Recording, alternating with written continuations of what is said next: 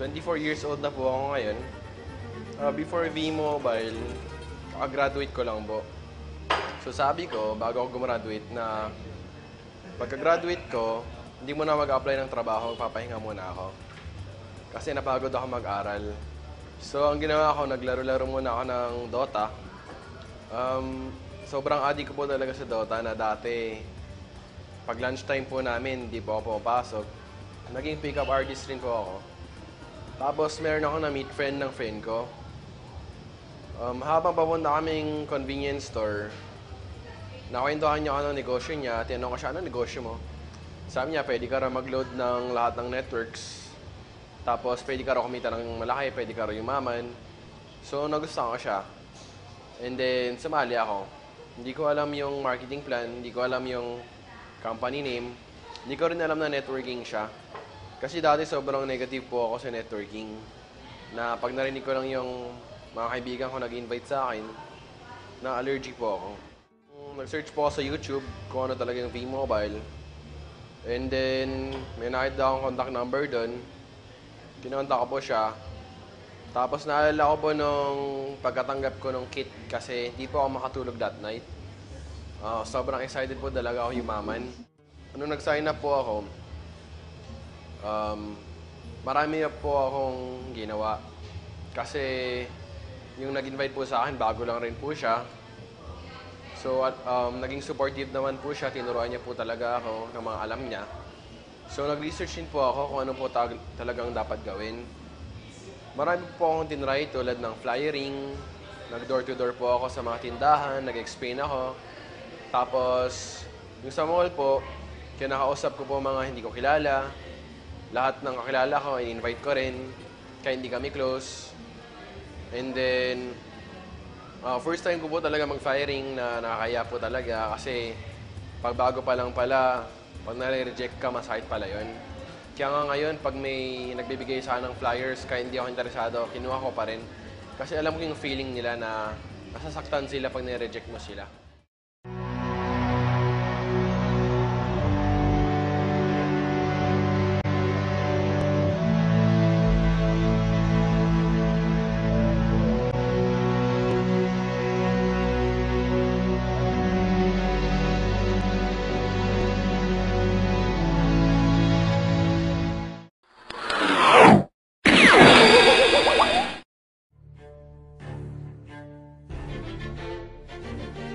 Marami po ako na-experience tulad ng nag-travel po ako mag-isa, out of town, and then di ko po alam kung may sasali o hindi. Pero may dala po akong mga kits. Ay, isang kit lang po pala kasi nag-start pa lang ako nun. Tapos nag-present po ako sa 30 or 50 people. Ang malupit po doon, wala pong sumasali. Pero at that time, sabi ko, kahit pagod na ako, gutom na ako, sabi ko okay lang kasi alam ko naman mga successful people, nahirapan talaga sila nung simula.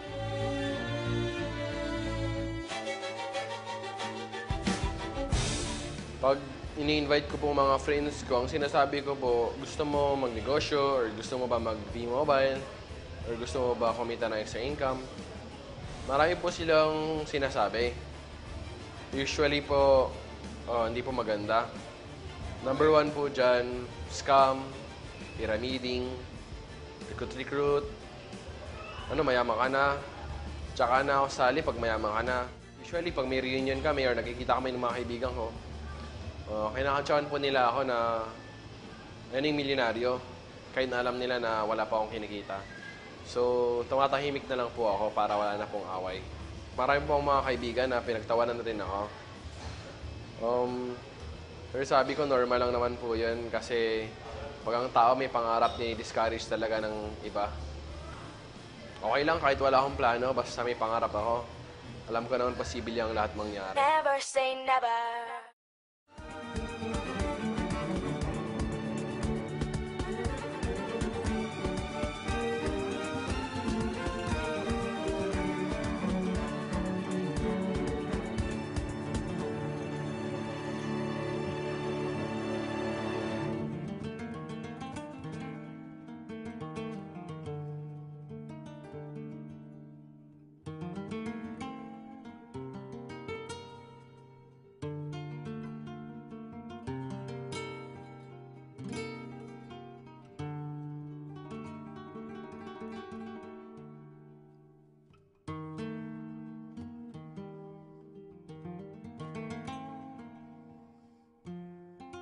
Hindi lahat ng sumasali is nagiging active.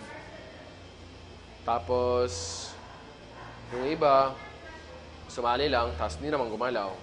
Yung dati po kasi wala pa pong office sa Davao. And mini-meet up ko po sila sa McDo, sa mall po. Minsan po, meron po akong pangbili ng snack nila. Minsan naman po, wala po akong pera, extra pera, para pang bili ng pagkain nila. So, nagpe-present lang po ako sa McDo. Doon po sa labas para hindi po ako sitahin.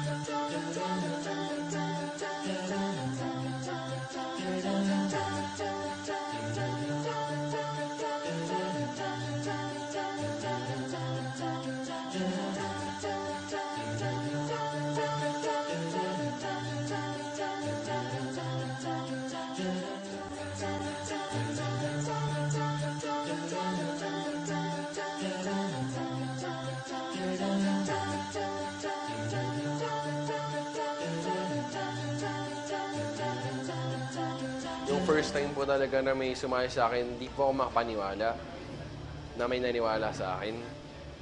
Kasi pagtanggap ko po ng text, nagulat po talaga ako na, meron pala talaga naniniwala.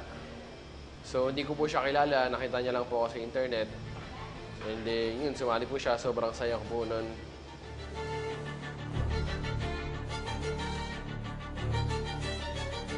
Natutunan ko rin na hindi mo pala kayang pilitin ng tao na yumaman. Kasi dapat siya mismo gustuhin niyang yumaman. Kasi kahit anong gawin mo, kahit i-drag mo pa siya sa office, drag mo pa siya sa training, pag ang utak niya na sa ibang bagay, wala rin mangyari.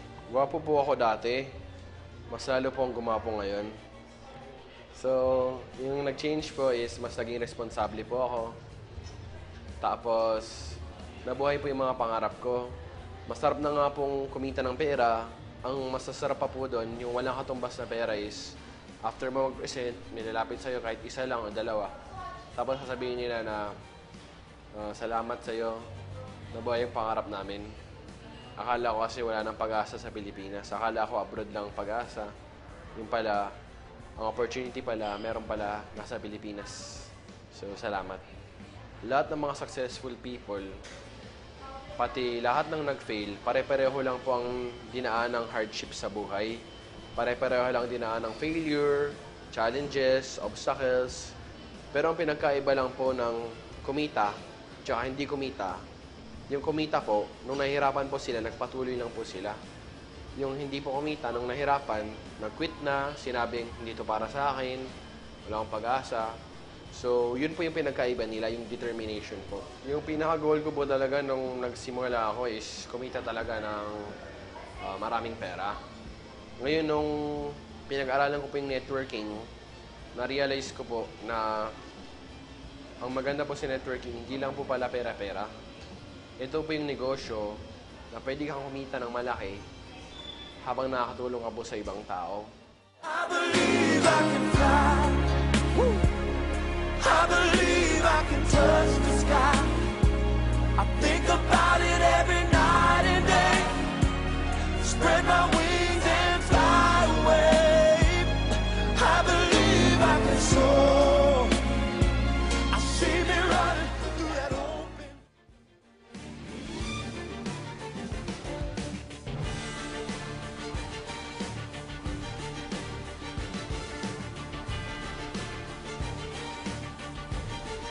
Si Macau po, siya po yung isa sa mga una kong leaders. Actually, pinakilala lang po siya sa akin ng yung isa sa mga una ko rin pong downline na ka-office mate niya. Sabi po ng ka-office mate niya, meron akong kilala na mahilig sa networking. So, pinakilala niya po ako kay Macau. Nag-meet po kami sa coffee shop na.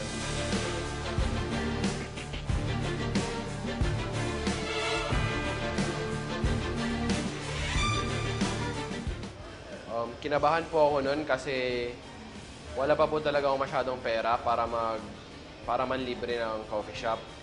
So, inisip ko po noon na sana bumili siya ng kape niya para hindi kami paalisin sa coffee shop. So, naalala ko po yung suot ko noon, nakasando lang po ako, naka-shorts, tsaka naka-chinelas. Pero ang mabuti naman po, hindi niya po ako ginudge sa suot ko. So, nakinig po siya ng mabuti kung ano po talagang business. And then, nagustuhan niya. And then, sumali po siya. Marami po akong naging achievement nung sumali po ako sa V-Mobile. Isa po dyan is, first time ko po nabili yung iPad ko.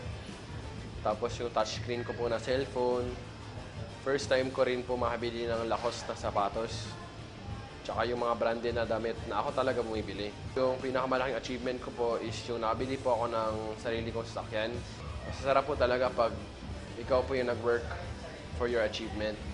And then na-inspire po ako na marami ako nakikita ang mga mas bata sa akin, kumikita. So sabi ko, mangarap kaya ako ng brand new na sasakyan. Gusto ko yung SUV para marami makakasakay, mga downlines ko. Sabi naman ng nanay ko na second hand na lang daw. Second hand na lang daw kasi masyado pong mahal yung brand new. Pero sabi ko po, kung may pangarap tayo, lakihan na natin kasi nangarap lang rin tayo, libre lang rin mangarap. So ayun po, nangarap po ako na brand new na Montero Sport na black. Bago po ako matulog, meron po akong picture sa taas po ng kama ko. So nakita ko doon Montero Sport.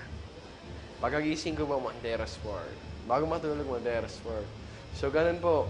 Lagi ko pong iniisip yung goal ko po na makabili po ng sarili kong sasakyan.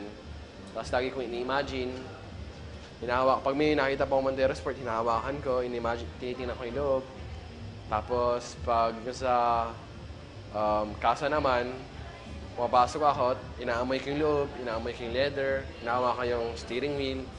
So everyday po, binivisualize ko na meron na po akong sasakyan. Hanggang sa pinagtrabahuan ko po siya, nakuha ko po siya.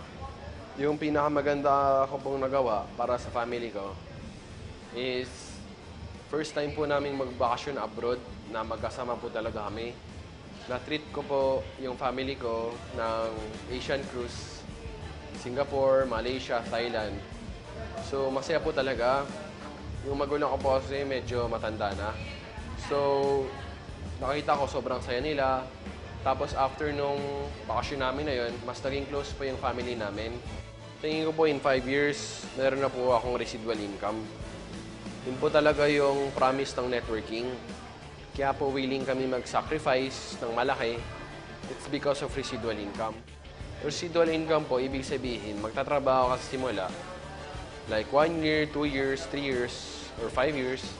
And then after nun, pag na-establish mo na po yung group mo, pwede ka na pong kumita kahit wala ka pong ginagawa literally. Yung araw-araw po, gigising ka na lang, kakain ka, wala kang iniisip, pero kumikita ka pa rin po. Yun po talaga yung gusto namin kasi okay lang po sa akin na mag-sacrifice ng ilang taon. Basta po, yung buong buhay ko, masaya na po, may residual income. Kasi naman po, magsakripisyo po ako buong buhay ko. Yung sa mga newbies naman po, yung mga nagsisimula pa lang, number 1 is dapat po may pangarap kayo. Number 2 is kailangan nyo po siyang i-treat as a real business. Hindi lang po yung monkey business or sideline.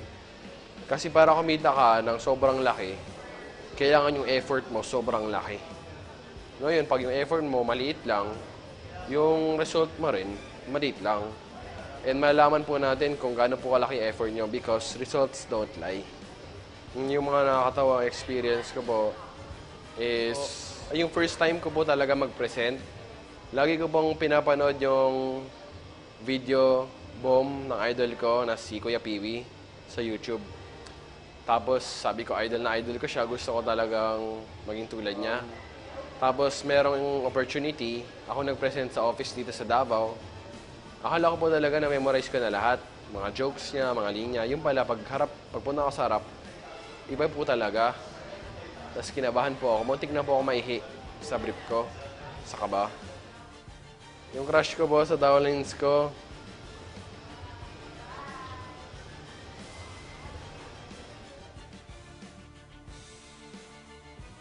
secret po kasi Mahihain po ako. Yung goal ko po talaga is magkaroon po ako sa savings ko ng hindi naman po masyadong malaki. Pero okay na po sa akin yung 500 million. Mabubuhay na po ako dun.